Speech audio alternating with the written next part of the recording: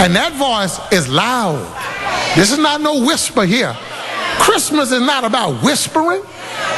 Christmas is about getting loud. Not just loud for loud's sake, but loud for the sake of saying, I'm announcing something.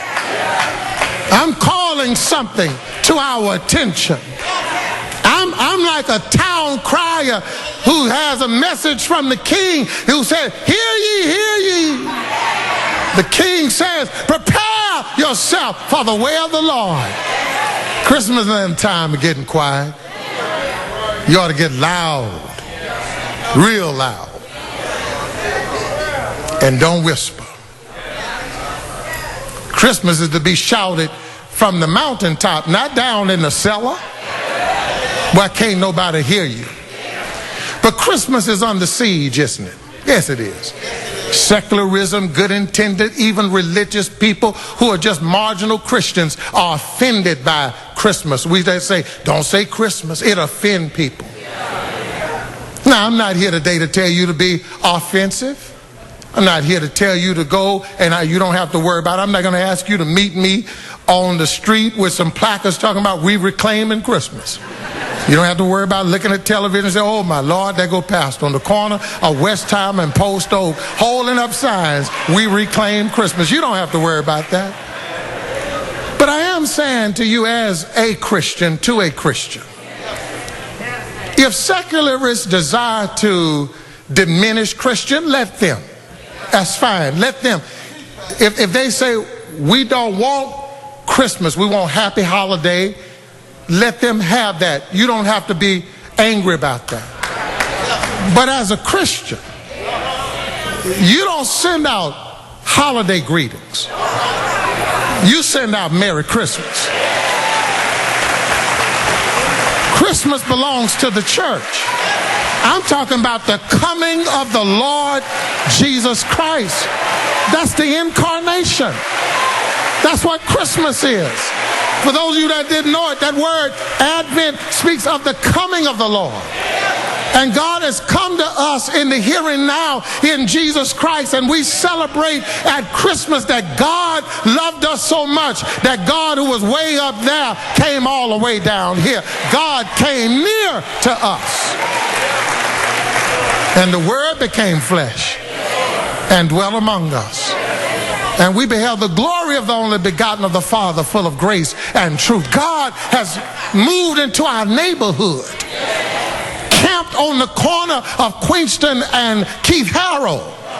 He lives there. He's here now. God came near. That's what Christmas is to us.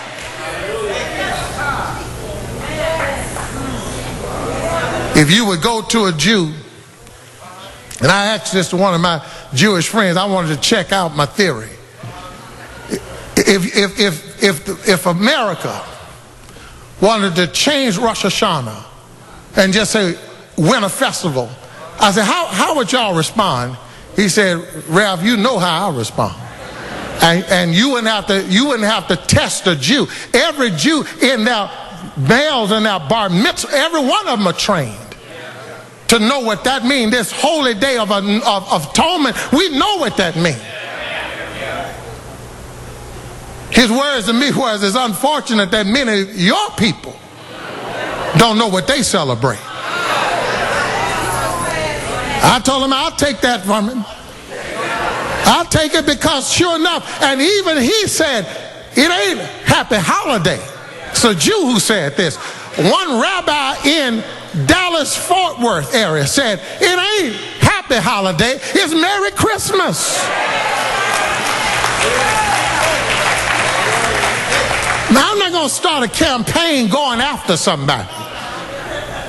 But I'm just giving you my theological grounding why ecclesiologically and theologically and Christologically I hold to it. And that is that the world needs to be reminded right now that we're not just a cog in the cosmic wheel, that we have purpose and meaning and significance and direction, and that comes to us through Jesus Christ. Preach, Ralph West. That's all I'm saying. Now, how you choose to do that, that's your business. You don't want trees? Who cares? Light, that's your business. Presents, y'all don't, that's fine. But somewhere, don't get it twisted. This season is a time for us to remind people that Christ lives. He's alive.